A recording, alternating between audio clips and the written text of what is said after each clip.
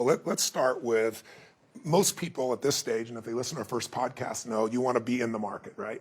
And so you'd seem it might be simple. Put yourself in low-cost index funds, might be the description a lot of people tell me, and a lot of journalists will even say to me, isn't that just the solution?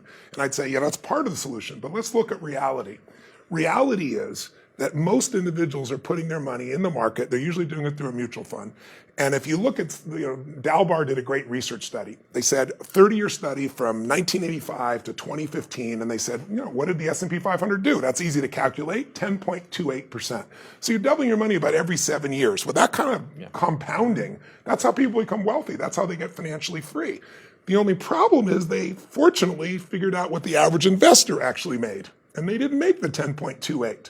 And the reason is because, and the number they got was 3.66%. Huge difference. Gigantic. Now you're doubling every 20 years as opposed to every 10 years. To give you an idea, over that period of time, if you're compounding through time, $50,000, compounding at 10.28, you're going to have just under $1 million, $941,000.